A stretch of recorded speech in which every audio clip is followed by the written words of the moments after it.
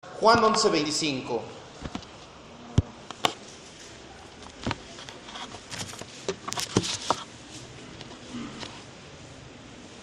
Estamos hablando de las parábolas de Jesús. Llevamos 36 semanas hablando de las parábolas de Jesús. Dios es bueno.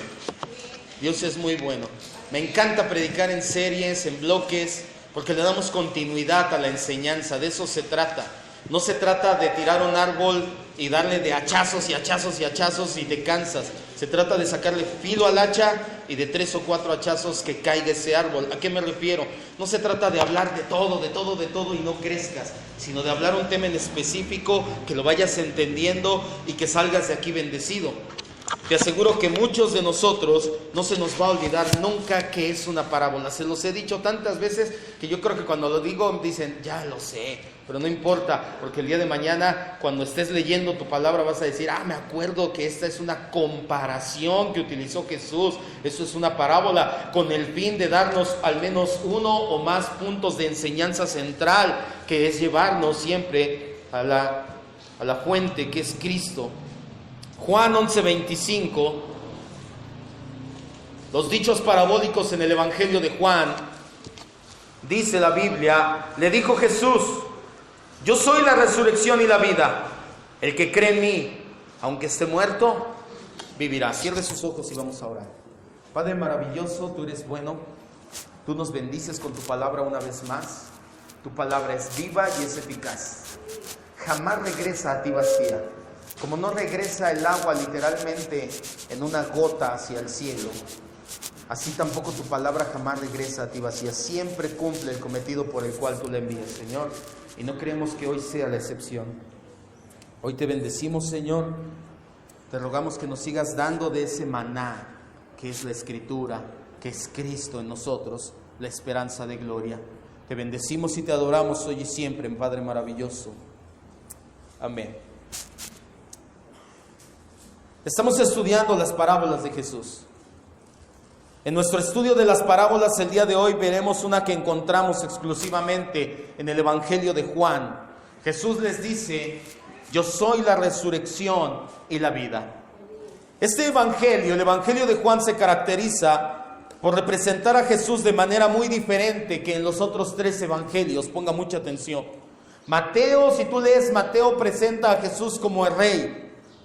Leyendo el Evangelio de Marcos, tú te darás cuenta que Jesús es presentado como siervo. En el Evangelio de Lucas nosotros encontramos a Jesús como un hombre, como un ser humano. En el Evangelio de Juan, trasciende los otros 3 evangelios, no es contado con los sinópticos, encontramos a Jesús como Dios, como lo que Él es, Dios. ¿Cuántos saben que Cristo es Dios? Amén. Cristo es Dios. Esta es una verdad que debe de acompañarnos toda la existencia. Cristo es Dios. ¿Cuántos dicen amén? Amén. Es notorio que este evangelio es distinto, pues únicamente en el Evangelio de Juan encontramos los 7 yo soy de Jesús, que hacen referencia clara al nombre con el cual Dios se mostró a Moisés en el monte Sinaí, en Éxodo 3, no vamos a ir, ya lo hemos visto anteriormente. Así como cuando Jesús dijo, yo soy el pan de vida, después de dar de comer pan a más de 5,000 personas, o como cuando Él dijo, yo soy el camino y la verdad y la vida, después de anunciar su partida y mostrar la forma de llegar al Padre. Cuando Jesús dice, yo soy la resurrección y la vida, es en medio de las situaciones que se disparan por la muerte de su amigo Lázaro. Que ponga mucha atención, no es el mismo Lázaro que de la parábola de Lázaro y el rico. Este es otro Lázaro, probablemente el otro Lázaro no sea real por ser una parábola. Vamos a leer Juan 11 del 1 al 16 para ver el contexto de esta parábola. Vamos a hacer algo, cambia el cable de voluntario, pónselo del receptor para que tenga un poquito más de... No, el cable del receptor. Juan 11 del 1 al 16, vamos a darle lectura, ponga mucha atención. Dice la Biblia: estaba entonces enfermo uno llamado Lázaro de Betania, la aldea de María y Marta su hermana. María, cuyo hermano Lázaro estaba enfermo, fue la que ungió al Señor con perfume y le enjugó los pies con sus cabellos. Enviaron pues las hermanas para decir a Jesús: Señor, he aquí el que amas está enfermo. Oyéndolo Jesús dijo: esta enfermedad no es para muerte, sino para la gloria de Dios, para que el Hijo de Dios sea glorificado por ella. Y amaba Jesús a Marta, a su hermana y a Lázaro. Cuando oyó pues que estaba enfermo, se quedó 2 días más en el lugar donde estaba. Mucha atención a esta situación. Luego, después de esto, dijo a sus discípulos: vamos a Judea otra vez. Le dijeron los discípulos: Maestro, ahora procuraban los judíos apedrearte, ¿y otra vez vas allá?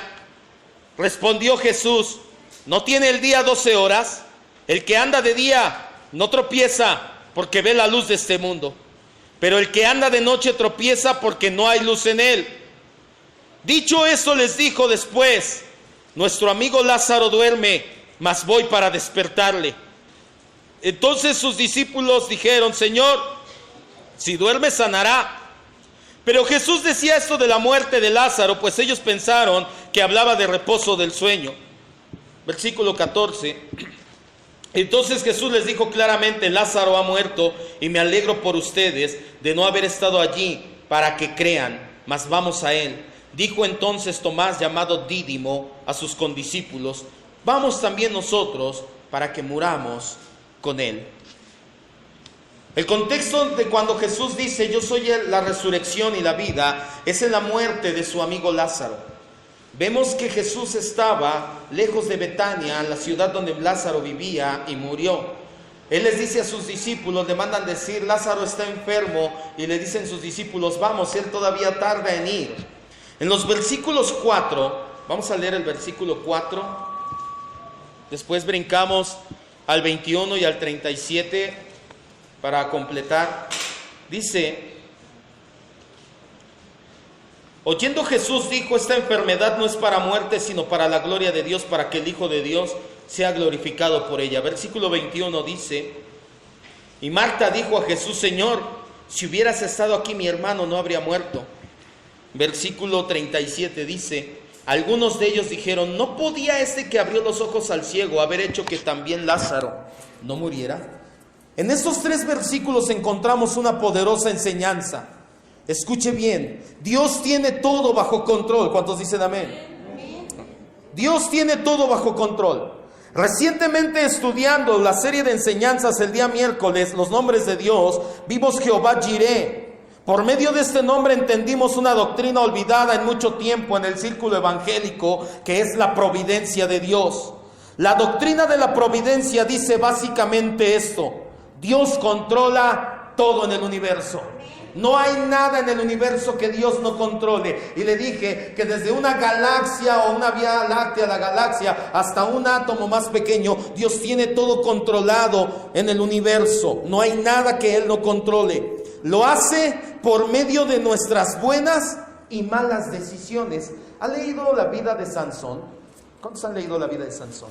En Jueces 14:4, no vaya, le voy a decir. Sansón fue un hombre que le gustaba tener mujer filistea, y es el equivalente hoy en día. No, mijo, se está viciando. Es el equivalente hoy en día a que tú eres cristiano o cristiana y andas con un inconverso. Esos son los filisteos. La Biblia dice que los papás de Sansón le decían: Sansón, ¿qué no hay suficientes mujeres aquí para que tú busques esposa? ¿Por qué quieres una mujer de los filisteos?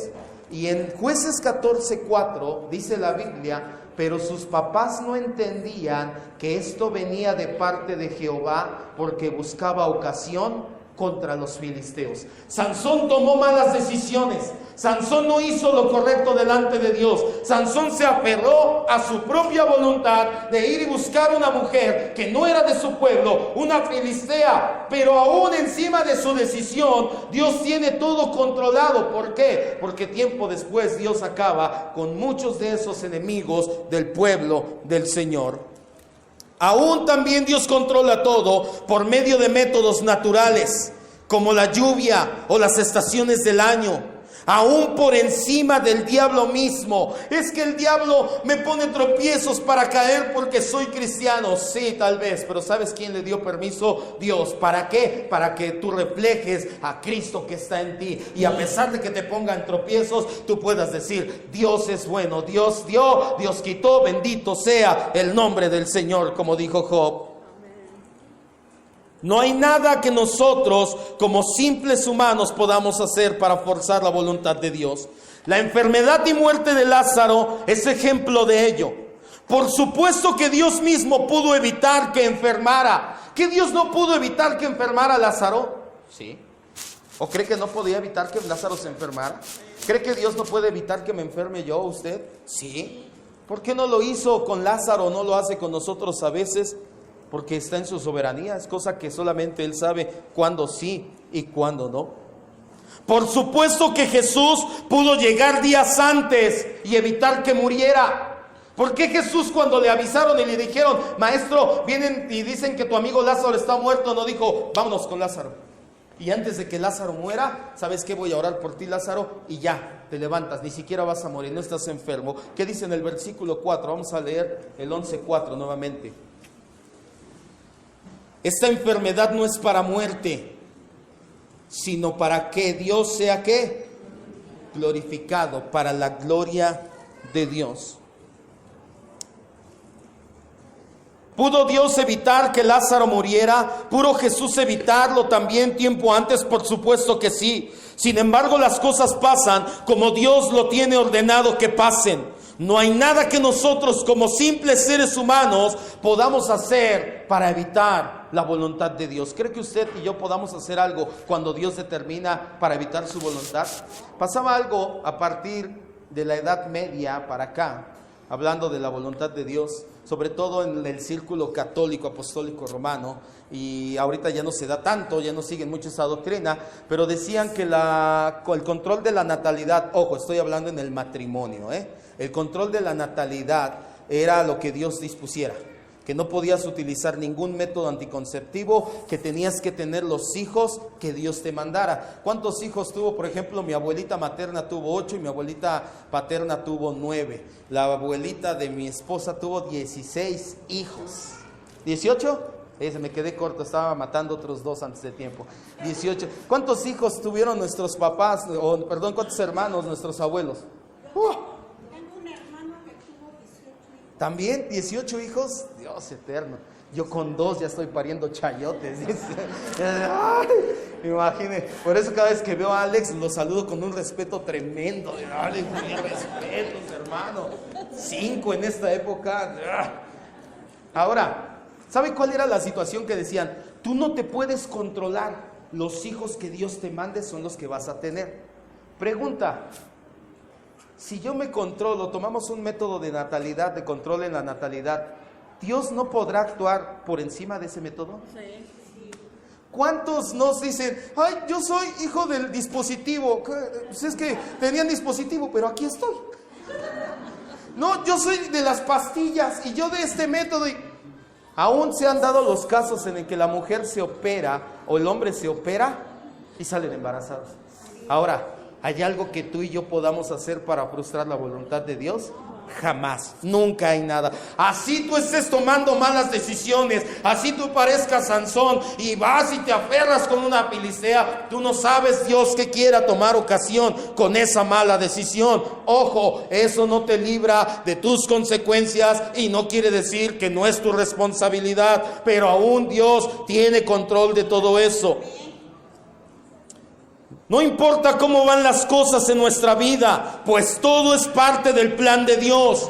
Que estemos atravesando lo que estemos pasando, Dios no ha perdido ni siquiera un microgramo de control en el universo, y mucho menos en la vida de sus hijos e hijas. Porque hay muchas veces que decimos amén a esta verdad, pero cuando estás pasando algo que te duele dices: no, se me hace, veíamos hoy en el discipulado, se me hace que Dios nos... Señor, por ahí no, mándame con esta mujer, está más bonita, mándame a esa universidad, mándame.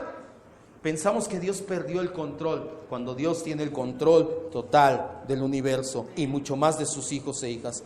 La pregunta que un hijo de Dios debe de hacerse cuando está en medio de la prueba y de la aflicción no es: ¿por qué me pasa esto a mí, Dios?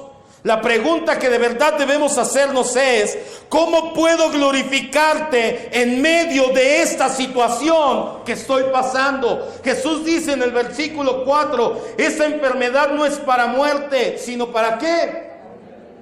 Cuando tú estés pasando una situación difícil, deja de preguntarte: ¿por qué a mí? Eso es egocentrismo. ¿Por qué a ti? Pues ¿qué? ¿Somos especiales? ¿Yo seré especial para no pasar algún problema alguna vez en la vida? La pregunta no es ¿por qué a mí? La pregunta que un hijo de Dios se debe de hacer es: Señor, ¿cómo te glorifico en esta situación? ¿Cómo puedo glorificarte? Están hablando mal de mí, están haciendo esto, me están diciendo lo otro, no tengo dinero, tengo mala salud. ¿Cómo te glorifico en medio de esta situación? Esa es la pregunta que un verdadero hijo de Dios se debe de hacer. Los discípulos no entendían que Lázaro iba a morir y que de hecho ya había muerto, literalmente. Mucho menos esperaban el gran milagro que estaban a punto de presenciar. Cuando llegó a Betania Jesús, Lázaro llevaba 4 días muertos.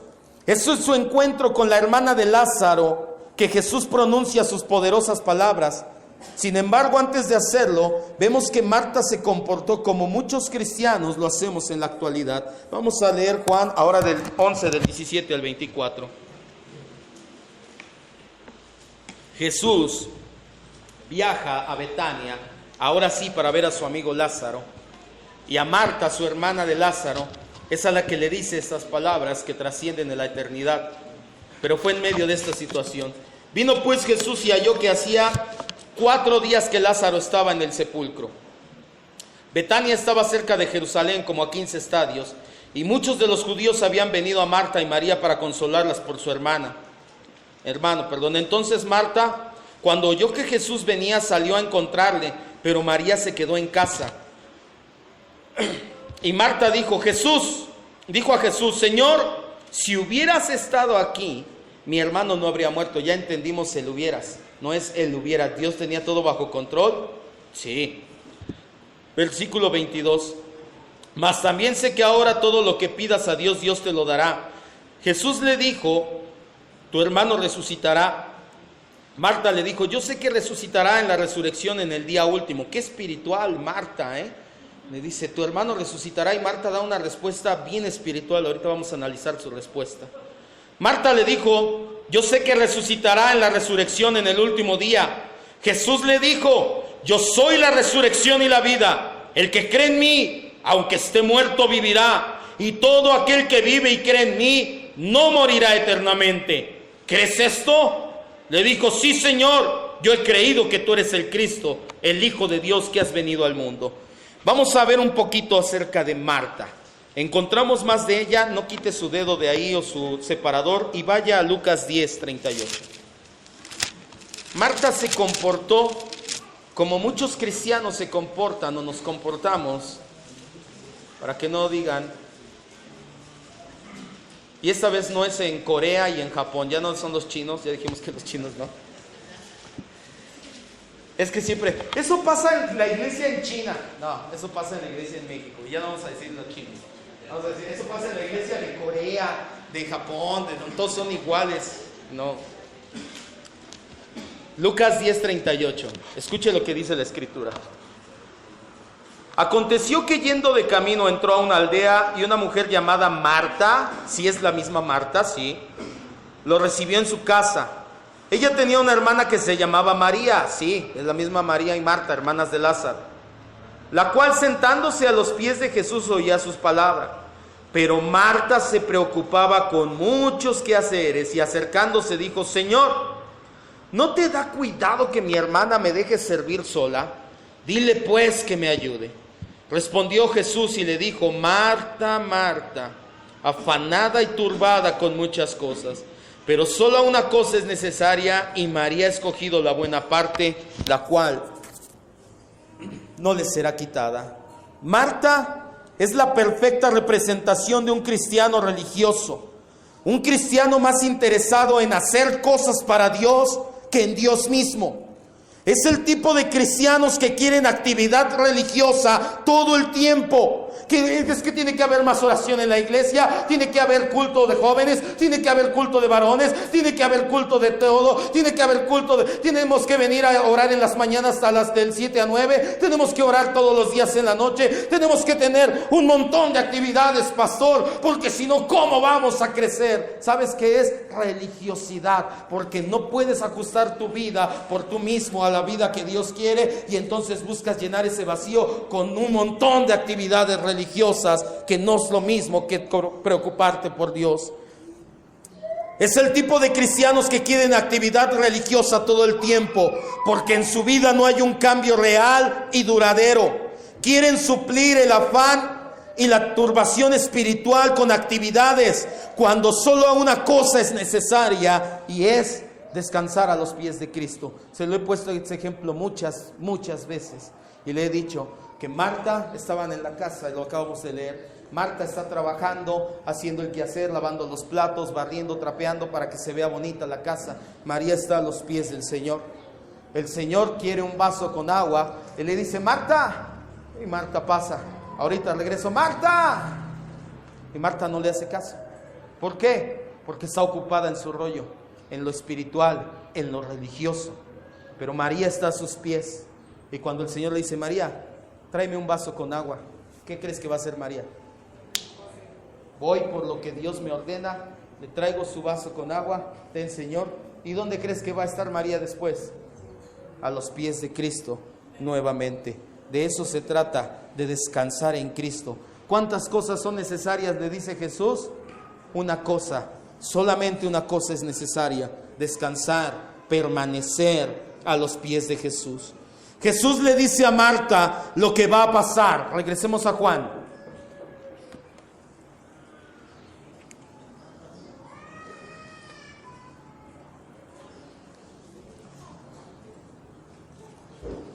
En el 23, Jesús le dice: tu hermano resucitará. Marta le dijo: yo sé que resucitará en la resurrección en el día postrero. Jesús le dice a Marta lo que va a pasar: tu hermano resucitará. La respuesta de Marta parece ser muy espiritual. Sí, Señor, yo sé que en el día postrero, porque la Escritura dice que resucitarán todos en el día postrero. Sin embargo, no lo es. Por el contrario, demostró Marta una realidad que muchos cristianos viven hoy en día. Es que quiso acomodar la palabra de Dios a su vida, en vez de acomodar su vida a la palabra de Dios. ¿Hay alguna diferencia?, preguntarán algunos. Por supuesto que sí, mucha. Acomodar la palabra de Dios a nuestras vidas es hacer de Dios nuestro sirviente.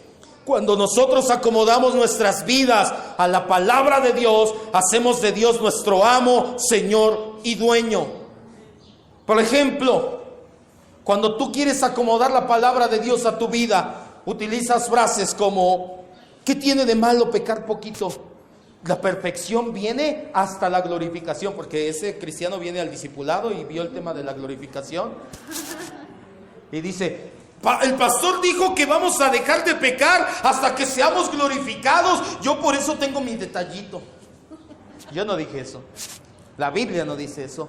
Pero queremos acomodar la palabra a mi vida en lugar de acomodar mi vida a la palabra de Dios. ¿No dice el apóstol Pablo que todo me es lícito? Entonces me es lícito. Y le ponen ahí su pecado. La Biblia dice: todo es lícito, pero no todo me conviene. ¿Pero qué creen? Esa tranza sí me conviene, voy a ganar alta lana. ¿Qué haces? Acomodas la palabra a tu vida y no acomodas tu vida a la palabra. ¿Qué no Sansón también anduvo con una filistea? ¿Por qué no puedo andar con una inconversa? Además, usted no sabe, pastor, yo la voy a convertir. ¿Cuántas veces he escuchado eso, Dios? Es de las cosas más graciosas que hay, pero más fuertes que hay en el cristianismo. Fui líder de jóvenes muchos años, y cuántas veces no vi la misma situación. No, tú no sabes, brother, es mi mediana, Dios me la mandó para convertirla. Es más, yo hasta hice un pacto con el Señor: para ti su alma y su espíritu, para mí la carne, Señor. Y órale.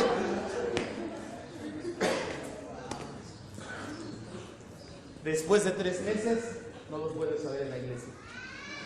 ¿Por qué? Porque tú dices, estás aquí arriba y le dices, yo te subo.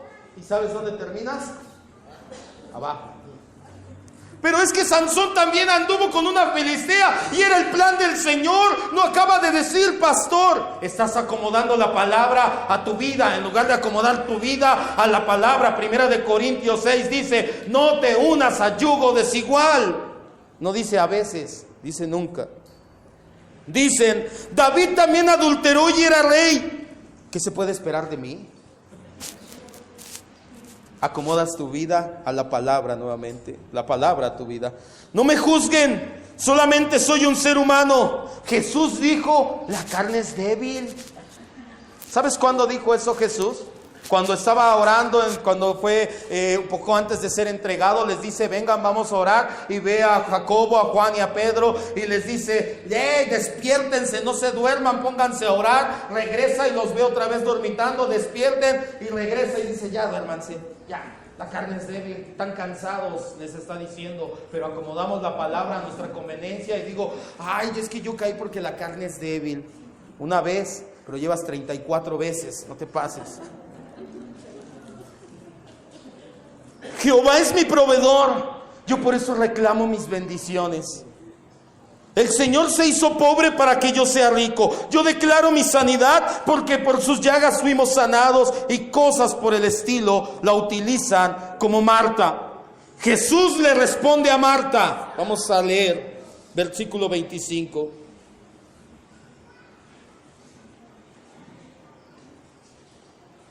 No le dice, sí, va a resucitar en el día posterior. Marta quería acomodar la palabra a su vida, como muchos cristianos. Tú lo que tienes que acomodar es tu vida a la palabra, no al revés. El orden del factor sí altera el producto aquí. No estamos en matemáticas, así que no aplica la ley.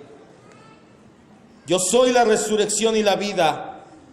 La segunda parte, el que cree en mí, aunque esté muerto, vivirá. Otra verdad que encontramos en este pasaje y que previamente abordamos en la parábola de Lázaro y el mendigo, o Lázaro el mendigo y el rico, es que todos los seres humanos vamos al mismo destino, la muerte. Vaya a Hebreos 9:27.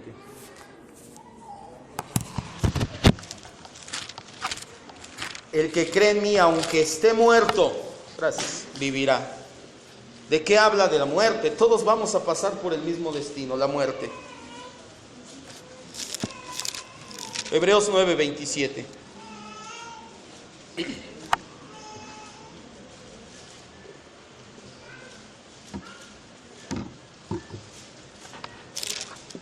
¿Todos vamos a morir? Sí. ¿Hay alguien que no irá a morir? No, todos vamos a morir. De manera que está establecido para los hombres, háblase de género, de ser humano, no de hombres, y las mujeres digan, ya la libré. No, habla de hombres como género, como raza. De modo que está establecido para los seres humanos que mueran una sola vez. Y después de esto, el juicio. No hay reencarnación. También nos ayuda este versículo a entender que no hay reencarnación. Pero una verdad que también encontramos aquí es que todos vamos a morir. Tal vez esto no sea noticia para nadie. Tal vez algunos estén pensando, wow, el pastor, qué sabiduría.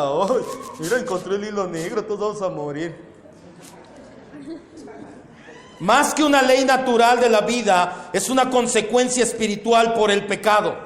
Sin embargo, se presenta una incógnita. Una vez que muramos, ¿dónde vamos a pasar la eternidad? Porque todos vamos a morir, sí. Pero ¿dónde vas a pasar la eternidad?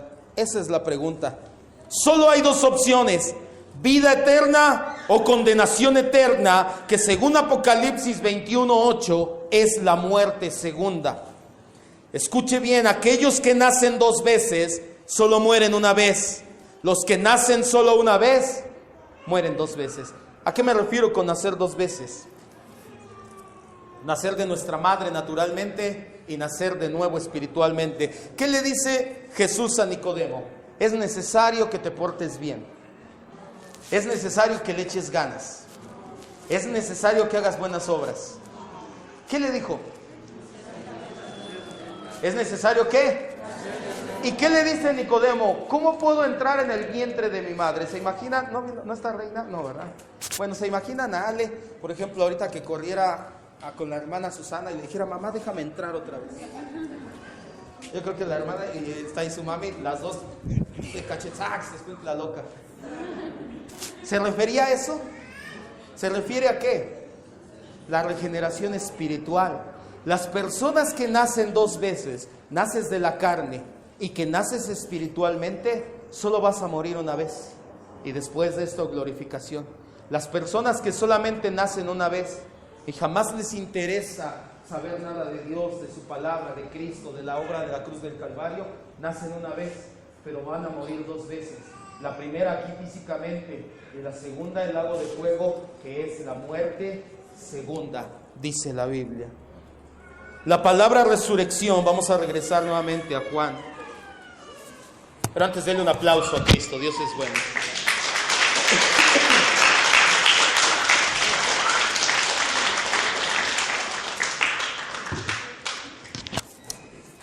La palabra resurrección que utiliza Jesús la encontramos 42 veces. Solamente se presenta en el Nuevo Testamento. Viene del griego anastasis. Significa pararte de nuevo, resucitar de los muertos, recobrar o recuperar la verdad espiritual. La palabra vida viene del griego zoe. Significa vida en sentido absoluto, vida como la tiene Dios. Vamos a Juan 5:26. La fuente de toda vida es Dios.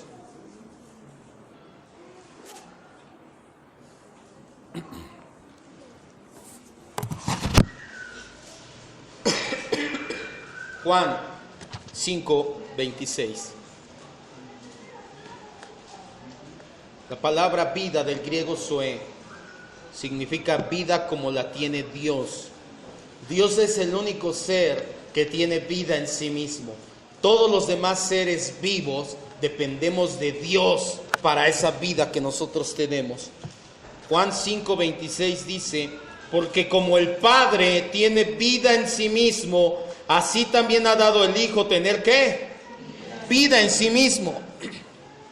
Ambas palabras, resurrección y vida, son totalmente antagónicas, tanto en el español como en su etimología griega. Las dos son antagónicas a la palabra y concepto de muerte. En otras palabras, Jesús le estaba diciendo a Marta y nos dice hoy a todos nosotros, yo soy Señor sobre la muerte. ¿Cuántos dicen amén? Ahorita lo vamos a ver más a fondo. ¿Qué significa que Jesús es el Señor de la muerte? Vamos a Romanos 5:12.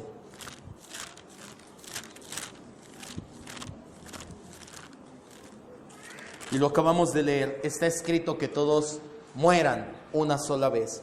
La muerte se enseñorea del ser humano. Es un destino que todos, ricos y pobres, hombres y mujeres, no importa tu creencia, tu estatus, no importa tu religión, tu nacionalidad, ahí sí entran todos, chinos, coreanos, mexicanos, ingleses, japoneses, todos vamos a morir. La muerte se enseñorea, reina sobre la humanidad, de eso se trata. Cuando Jesús dice, yo soy la resurrección y la vida, está diciendo, yo soy Señor sobre la muerte. Yo estoy todavía más arriba que la muerte misma. Romanos 5:12 al 14 y después saltamos al versículo 17. Por tanto, como el pecado entró en el mundo por un hombre, y por el pecado, ¿qué? La muerte. Así la muerte pasó a unos cuantos hombres. ¿A cuántos?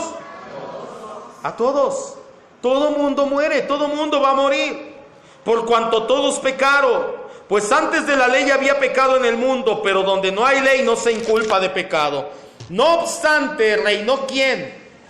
La muerte desde Adán hasta Moisés, aún en los que no pecaron a la manera de la transgresión de Adán, el cual es figura de lo que del que había de venir. Versículo 17 dice, pues si por la transgresión de uno solo reinó la muerte, mucho más reinarán en vida por uno solo Jesucristo, los que reciben la abundancia de la gracia y el don de la justicia. La Biblia nos muestra evidencias indubitables. ¿Qué es la palabra indubitable? Que son pruebas que no se pueden refutar, de que Jesús le ganó la victoria a la muerte. Vamos a ver los 3 milagros de resurrección. Los leemos rápidamente. Lucas 8, 52 al 56. La hija de Jairo.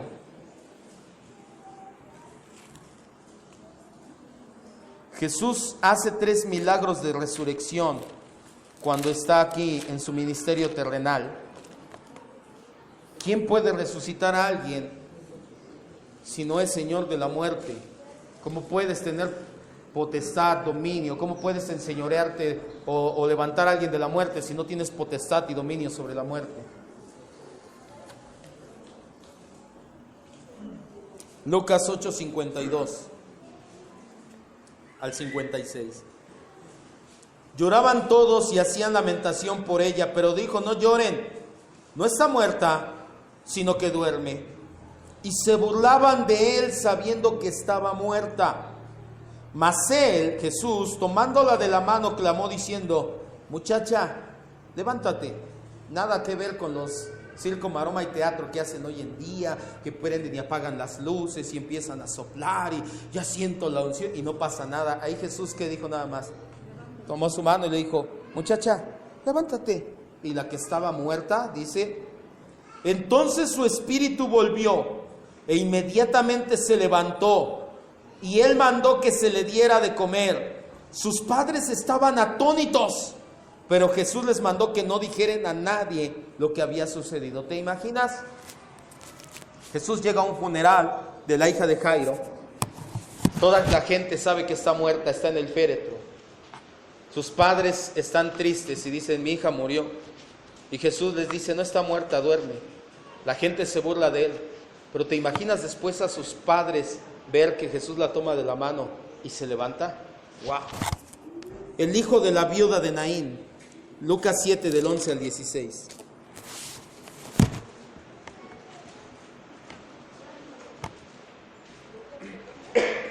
Lucas 7, del 11 al 16. Aconteció después que Jesús iba a la ciudad que se llama Naín. Iban con él muchos de sus discípulos y una gran multitud. Cuando llegó cerca de la puerta de la ciudad, he aquí que llevaban a enterrar a un difunto, hijo único de su madre, la cual era viuda, y había con ella mucha gente de la ciudad. Qué tristeza, es viuda y su único hijo muere. Cuando Jesús la vio, se compadeció de ella y le dijo: no llores.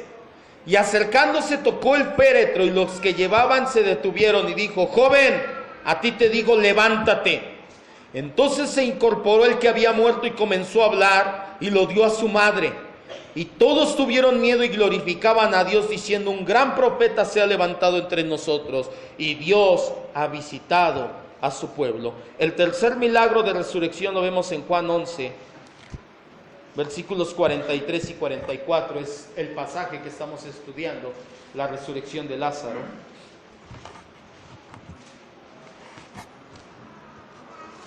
Habiendo dicho esto, clamó a gran voz: Lázaro, ven fuera. El que había muerto salió, atadas las manos y los pies con vendas y el rostro envuelto en un sudario. Jesús les dijo: desátenle y déjenle ir. La segunda evidencia que tenemos que Jesús es el Señor sobre la muerte, como Él dijo, transliterado o parafraseado: yo soy Señor sobre la muerte, es su propia resurrección. Los milagros de resurrección que Jesús realizó en su ministerio demuestran el poder que tuvo sobre la muerte y que tiene. Pero las personas que resucitaron volvieron a morir más adelante, pues todavía eran mortales. Pero la resurrección de Cristo fue diferente. Cuando Jesús resucitó de la muerte fue vencida definitivamente. Jesús resucitó de los muertos con un cuerpo inmortal, el cual no va a volver a morir jamás. Vaya a 1 Corintios 15, 54 al 58, y después vamos a Apocalipsis 1, 18. ¿Cuál es la diferencia entre la resurrección de Cristo y estas 3 personas que resucitó? Que esas 3 personas indudablemente volvieron a morir. Seguían en un cuerpo terrenal. Cristo no volvió a morir jamás. Primera de Corintios 15, 54 al 58.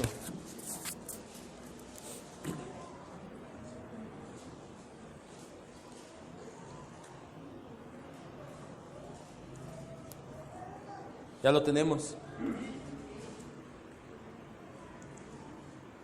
Cuando esto corruptible, el apóstol Pablo les dice a los corintios, cuando esta carne que se llega a pudrir, que se corrompe, se vista de incorrupción, de algo que ya no se echa a perder, y esto mortal se vista de inmortalidad, dice, entonces se cumplirá la palabra que está escrita, sorbida es la muerte en victoria.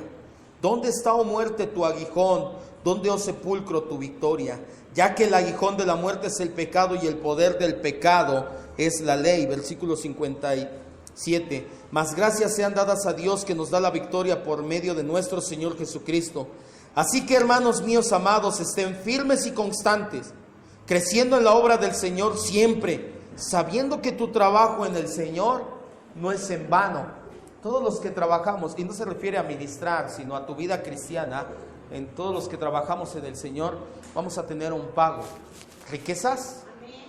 No, bueno, riquezas en gloria, pero se refiere a que te va a dar riquezas aquí, que te va a dar coche, casa, buena salud. ¿Sabes cuál es nuestro pago? Un cuerpo glorificado, un cuerpo que nunca más va a volver a sufrir hambre, cansancio, enfermedad, ni nada de eso. Apocalipsis 1:18, vamos a leerlo.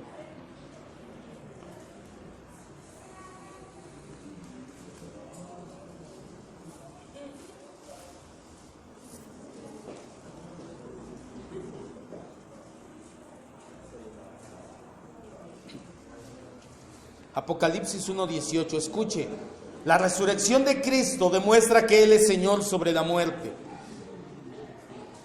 No temas, yo soy el primero y último, le dice a Juan en el 17, el que vivo, que estuve muerto, mas he aquí vivo por los siglos de los siglos, amén. Y tengo las llaves de la muerte y del Hades. ¿Qué significa las llaves de la muerte? ¿Qué maneja la Iglesia Católica?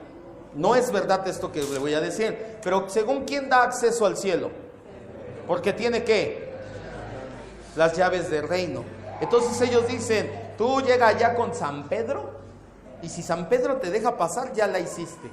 Se refiere las llaves al dominio, a la potestad, a que tú eres quien manda. Pero en este caso no fue de Pedro. Pedro, eso es una mentira. Le dice, tú eres Pedro y sobre esta roca, dice Jesús, edificaré mi iglesia, hablando de Cristo mismo. En este caso Cristo dice, yo tengo las llaves de la muerte, yo reino sobre la muerte, yo vencí a la muerte, yo tengo potestad sobre la muerte. Para nosotros doctrinalmente es vital creer al 100% la resurrección, tanto de Cristo como de nosotros los santos. La resurrección victoriosa de Cristo garantiza que nosotros vamos a resucitar en gloria. Si Cristo no resucitó, le tengo una noticia, hermano, usted y yo no vamos a resucitar, y usted y yo somos dignos de lástima, porque en esta vida somos negados, somos vituperados, pasamos las de Caín, dice el dicho, y cuando muramos ahí se acabó. Pero si Cristo resucitó, le tengo una mejor noticia, usted y yo seremos glorificados con Él en el cielo. Denle un aplauso al Rey.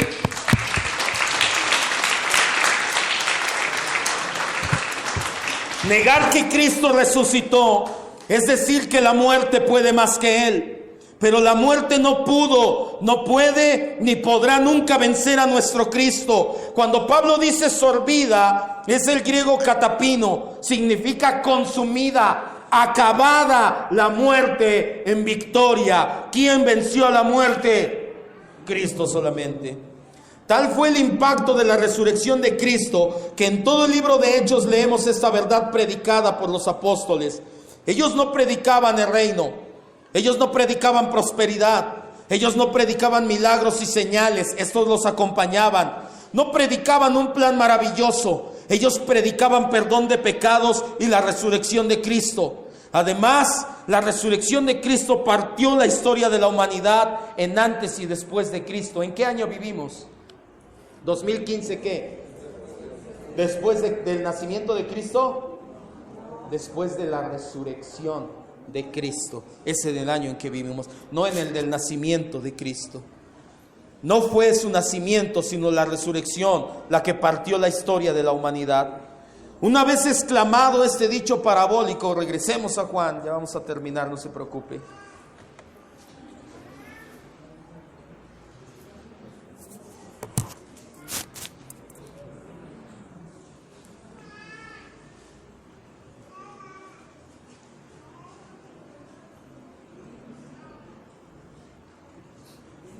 Una vez que Jesús exclama este dicho parabólico, se dirige ahora sí a la tumba de Lázaro.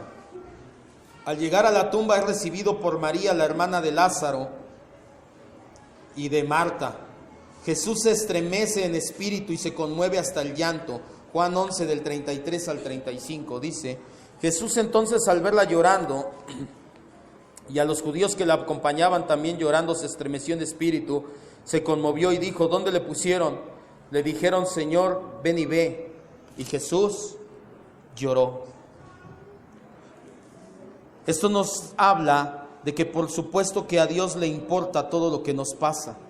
Así como Jesús se conmovió hasta las lágrimas, aún a pesar de saber que instantes después Él iba a levantar de entre los muertos a Lázaro, de igual manera a Dios le importa todo acerca de nosotros. ¿Cuántos dicen amén? Hay gente, y lo veíamos al principio, que piensa que Dios anda lejos, que no le importa, que dejó todo. A Dios le importamos y mucho. Mateo 6, 25 al 30 y Mateo 10, 30 nos hablan que nuestros cabellos están contados y que así como Dios tiene cuidado de las aves y de los lirios del campo, ¿cuánto más no se ocupará de nuestras vidas? Sin embargo, escuche bien, quiero que ponga atención, esto es muy importante. Para madurar nuestra relación con Dios, Él a veces nos pone a prueba con periodos de aparente separación. ¿Sí me escuchó? ¿Dios siempre está al pendiente de nosotros? ¿Y por qué a veces no lo siento? ¿Por qué a veces pareciera como que Dios dijo: ya me aburrí de Roberto, ahí nos vemos? No me pasa, mi hijo. No ponga cara de: ay, sí pasó. No, no pasa. ¿Por qué? Porque hay veces que pareciera, si el pastor dice, la Biblia dice sobre todo, que tiene nuestros cabellos contados, que Jesús llegó a la tumba de Lázaro y hasta se conmovió de lo importante que era para él. Porque si la Biblia dice que nosotros importamos y valemos más que los pájaros, que el lirio del campo, que la hierba, porque hay veces que no lo siento, que parece que se alejó, que me dio la espalda, que está lejos? Porque para madurar nuestra relación con Él, Dios nos pone a prueba con periodos de aparente separación. David, un gran siervo de Dios, vivió en carne propia la angustia de no sentirse cerca del Señor. Las emociones que sentía las plasmó en el libro de los Salmos. Vamos a leer Salmo 10:1. No quite su dedo de aquí. Maravilloso cómo de una enseñanza salen de un pasaje aparentemente pequeño salen tantas enseñanzas. Más bien, si usted lee la vida de David, aún hasta la actualidad los judíos consideran a David como el rey más grande de gloria y esplendor. No a Salomón, Salomón fue el más rico, pero su rey más grande fue David. Aún en la baraja española viene Carlomagno, no sé qué otro, y viene el rey David en la baraja española. Vienen ahí representados el 12 de espadas, me parece que es David. Dice la Biblia, Salmo 10:1, aleluya: ¿por qué estás lejos, oh Jehová, y te escondes en el tiempo de la tribulación? Salmo 22:1.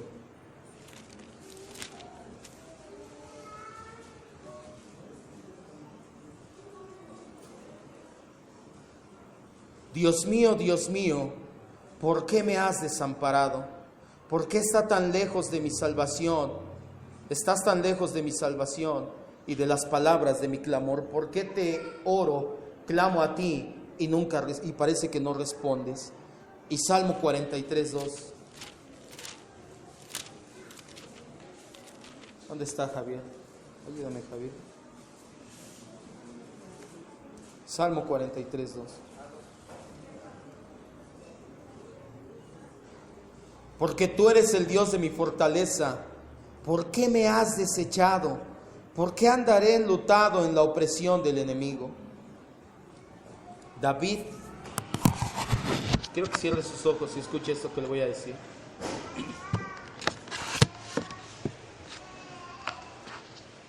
Dios se ocupa de sus hijos siempre.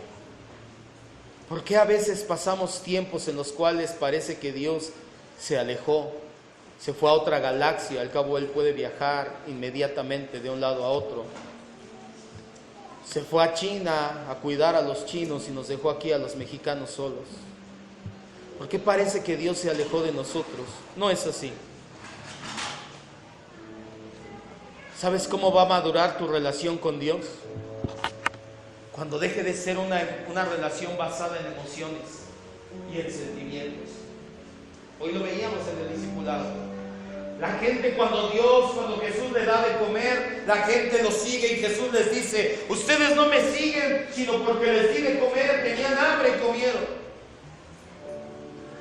Pedro, cuando Jesús anuncia su muerte, le dice: no, Señor, no hagas eso, porque ve que su popularidad va a caer. Muchos de nosotros hacemos igual. Mientras nos vaya bien, mientras estemos bien, cualquiera es cristiano. Pero cuando viene la prueba, la aflicción, la persecución, la angustia, el hambre, la tribulación, es entonces que verdaderamente demostramos y maduramos en nuestra relación con Dios.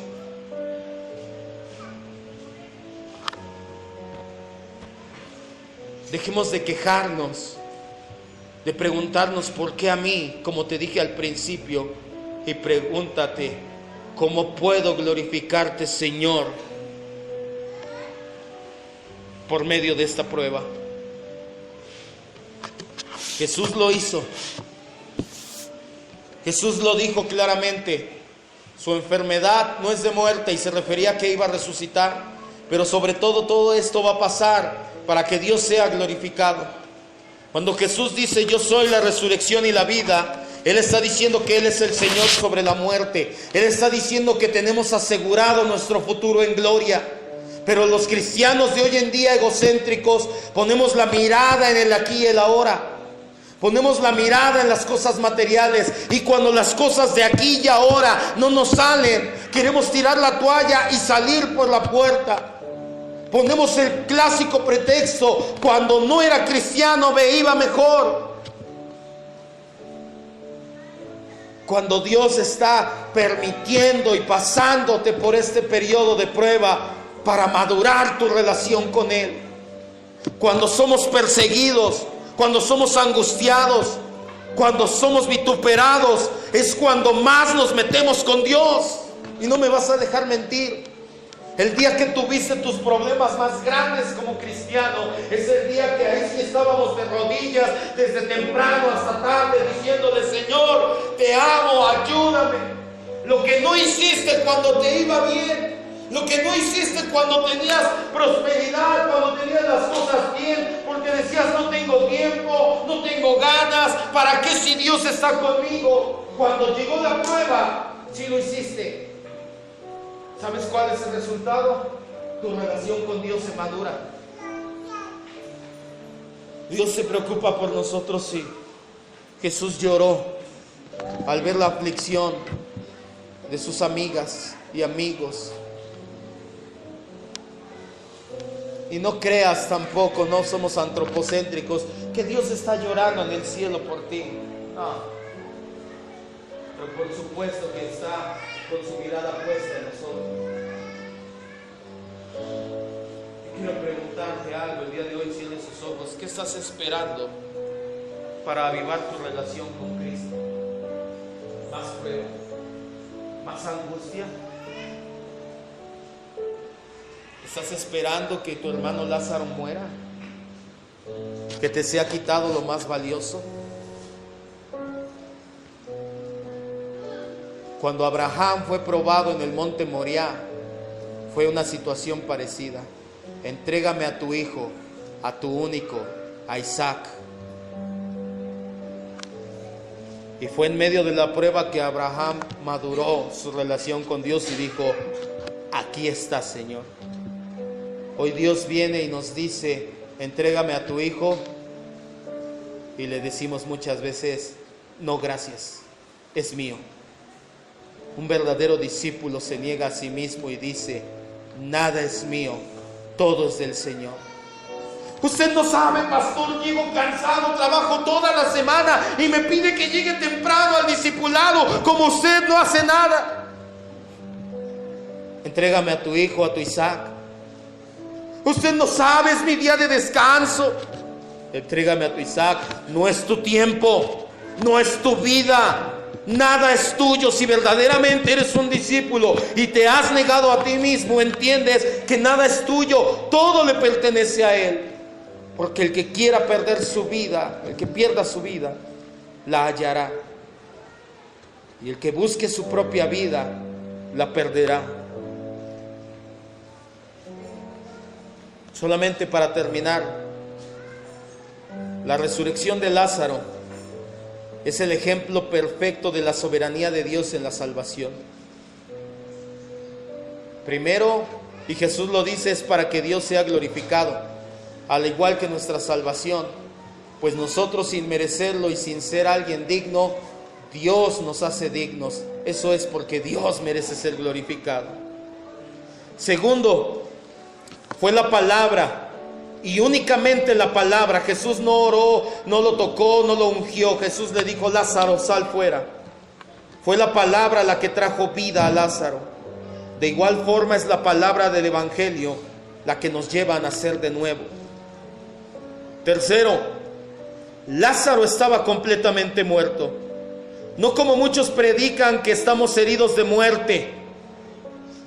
Al igual nosotros estábamos no moribundos espirituales, no afectados por el pecado, sino completamente muertos espiritualmente por causa del pecado. Y por último, Lázaro no aportó nada para resucitar. Ni siquiera fue su decisión. Lázaro, si quieres, levántate y sal fuera, preguntó Jesús. Jesús nada más le dijo: sal fuera. No intervino su libre albedrío ni nada por el estilo. Él solamente recibió vida. Al igual que nosotros, nunca aportamos nada para nuestra salvación. Al igual que Lázaro, nosotros le creemos a Dios. Y eso también es por gracia. Y también vamos a resucitar. Esa es una promesa que Jesús nos da. Pues Él dice: yo soy Señor sobre la muerte. Yo soy la resurrección y la vida. Quita tus ojos de lo terrenal y pon tus ojos en la eternidad. Que te esté yendo como te esté yendo y que estés pasando lo que pases, no es casualidad, es obra de Dios. Porque quiere que quites tus ojos de lo terrenal, que dejes de pensar que algo te pertenece por derecho, que algo es tuyo. Si tú dices que Cristo es tu Señor, entonces eres el que tiene el derecho y todo es de Él. Si tú nada más lo reconoces como Salvador y no como Señor, eso es negarlo, y Él te negará allá arriba. Pero si tú lo reconoces como Salvador y Señor, llegará el día en que te dirá: bien, buen siervo y fiel. En lo poco has sido fiel, en eso natural has sido fiel, en lo mucho, en lo eterno te pondré. Entra en el gozo de tu Señor. Te damos gracias, Dios. Tu palabra es maravillosa siempre. Hoy nos confrontas con ella una vez más, a no vivir un cristianismo cómodo, tibio, egocéntrico, a entender que el cristianismo se trata de Cristo y no de nosotros.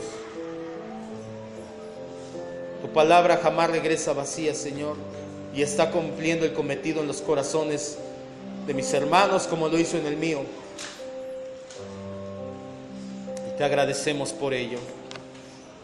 Te bendecimos, Padre, en el nombre de Jesucristo.